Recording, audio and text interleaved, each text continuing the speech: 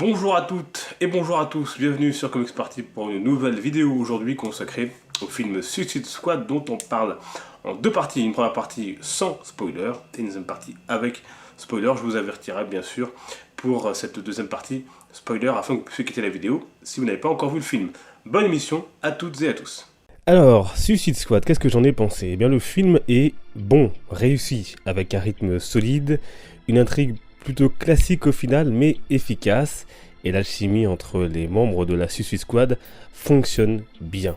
Et si on rentre dans les personnages, commençons avec une Harley Quinn très réussie qui crève l'écran, et qu'on retrouve comme on la connaît dans les comics ou encore dans la version animée, très convaincante, avec de bonnes punchlines, parfois un peu attendues et un peu convenues, mais une Harley Quinn qui grosso modo crève l'écran et tient la corde sur ce film. On a également un Deadshot qui a une place très importante, un Deadshot plutôt badass, avec également de bonnes punchlines, interprété par Will Smith, convaincant, mais comme toujours avec lui, j'ai toujours l'impression de voir Will Smith et non le personnage qu'il est censé interpréter. Les seuls moments où j'ai vraiment eu l'impression d'avoir Deadshot en face de moi, c'est quand il portait le masque. Mais sinon, il est quand même convaincant dans son rôle. On a également El Diablo, qui est un personnage intéressant, qui a le droit à un peu plus de développement qu'une partie de la squad. J'entends Killer Croc, entre autres, ou Captain Boomerang. On en sait un peu plus sur lui, c'est un personnage intéressant, un peu en retrait, vous allez le voir au début dans le film, et qui va pouvoir ensuite se révéler. Killer Croc fonctionne plutôt bien aussi, et j'avais un peu peur du résultat final, mais il est plutôt cool, juste un petit problème avec son corps, alors que la tête finalement passe elle très bien. On a une Katana qui est convaincante, experte dans son domaine, un peu plus de mal par contre avec Captain Boomerang dont j'ai trouvé le jeu un peu cliché et convenu. Grosse mention spéciale également à Amanda Waller, interprétée par l'excellente Viola Davis, implacable, intransigeante, manipulatrice comme dans les comics. Une Amanda Waller vraiment badass et c'est comme ça qu'on l'aime. Pour ce qui est du Joker, eh bien, du peu que l'on a vu, j'ai trouvé le jeu de Jared Leto plutôt convaincant. Un Joker qui sait où il va, le jeu est plutôt maîtrisé, il n'en fait pas trop. Je pense que tout le monde bien sûr ne va pas aimer, mais il a des scènes où vraiment sa tenue et sa posture font vraiment tout le travail. Et l'alchimie amoureuse avec Harley Quinn fonctionne vraiment très bien. Un amour sadique, obsessionnel et fou que l'on ressent même quand il n'est pas là, c'est-à-dire lorsque Harley parle de lui dans le film. Alors globalement, le film est donc bon malgré quelques scènes où on sait d'avance ce qui va se passer. C'est un bon divertissement, un bon film d'action avec des touches d'humour bien dosées. Le tout porté par une très bonne BO, avec notamment l'insert de musique pop, rap, rock, hip-hop, qui font vraiment du rythme au film, qui donnent vraiment du rythme au film, comme on avait pu le voir avec les Gardiens de la Galaxie chez Marvel. Alors le seul problème, encore une fois, avec ce genre de film, et tous les films de super-héros notamment, qu'on voit au cinéma ces derniers temps, c'est qu'on a quasiment presque tout vu dans les bandes annonces, et que, eh bien, malheureusement, il n'y a pas de grande surprise pendant le film, même si il tient la route, il est solide et il est vraiment bon. Si je devais me permettre de lui donner une note, je lui donnerais facilement un bon 7,5 sur 10. Et avant de passer à la partie spoil, n'oubliez pas de rester jusqu'à la fin pour voir la scène post-générique du film.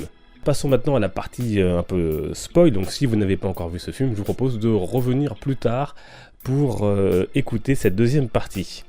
Alors si vous êtes fan de comics, vous reconnaîtrez de nombreuses allusions à Alex Ross, Killing Joke, Mad Love bien sûr, avec cette scène avec Harley et le Joker au début du film, donc à l'asile d'Arkham. Et j'ai même vu des clins d'œil par exemple à d'autres comics comme Watchmen.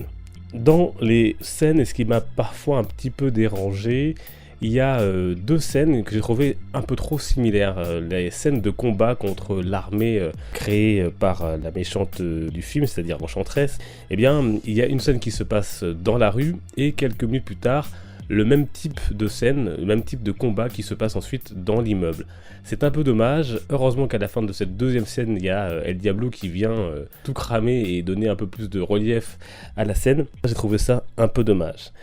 Puisqu'on parlait des méchants et de l'Enchantress, ils sont plutôt convaincants, je trouve, et j'étais très étonné, ils sont vraiment très forts, très puissants. Hein, ils ont mis du lourd pour ce premier film, je m'attendais vraiment à une intrigue et à un enjeu un peu moins fort.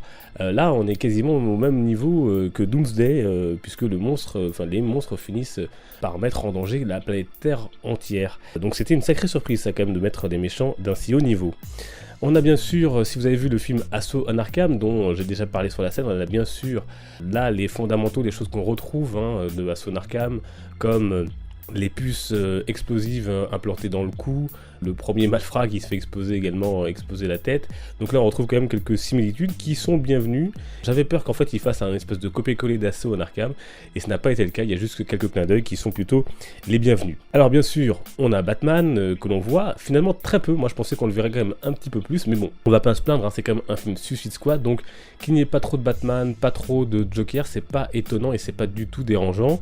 Les scènes de Batman sont plutôt intéressante puisqu'il fait face, on le voit, à Deadshot, puisque Deadshot sévit notamment à Gotham, c'est là que vit sa fille. Et on a une scène que j'ai trouvée vraiment magnifique avec Batman qui va sauver Harley Quinn dans l'eau après que la voiture que le Joker conduisait soit tombée dans l'eau. On a vraiment une scène que j'ai trouvée magnifique avec Batman qui vient pour sauver Harley Quinn dans l'eau. Flash est dans le film, alors, et c'est très court, mais c'était jouissif, c'est le mot qu'on puisse dire, de voir et de le voir apparaître et de le voir parler quelques secondes et de pouvoir admirer un peu plus le costume qui fait tant débat. Moi j'ai trouvé plutôt bien là de le voir comme ça dans le film, et c'était sympathique de le voir donc en Australie à la recherche de Captain Boomerang.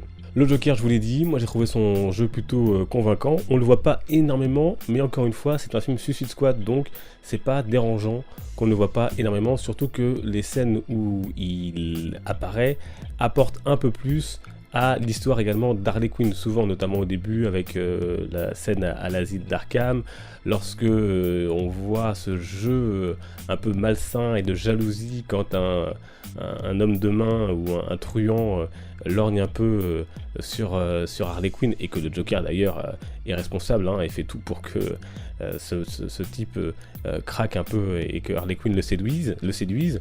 C'est vraiment bien amené. J'ai trouvé la scène dans l'hélicoptère où il est en costume vraiment super belle, super intéressante, et je trouve que le Joker comme ça avec son costume et quand Harley le rejoint, c'était vraiment magnifique.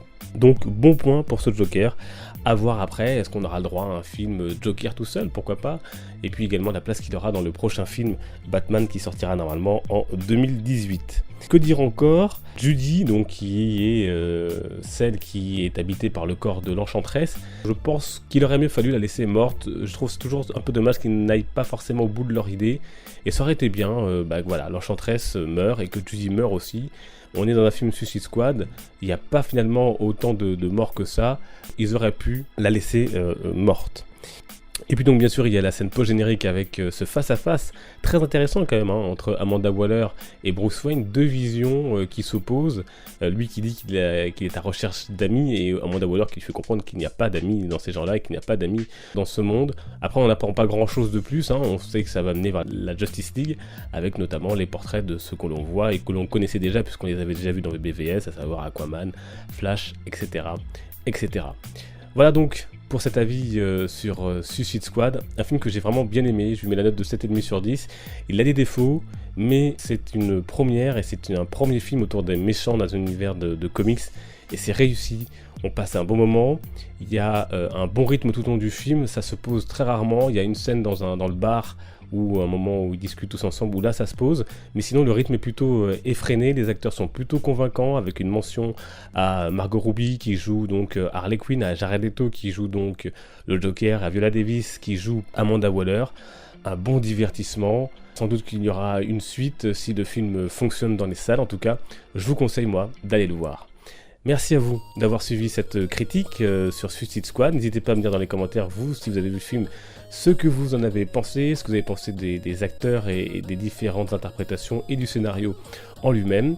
Je pars moi pour quelques jours de vacances, mais je ne vous abandonne pas puisque je vous retrouverai dimanche pour une vidéo et mercredi prochain pour la vidéo achat. Merci à vous en tout cas de votre grande fidélité. On se retrouve sur Facebook et Twitter pour échanger, les liens sont dans la description. Portez-vous bien et n'oubliez pas, les comics sont une fête. Ciao.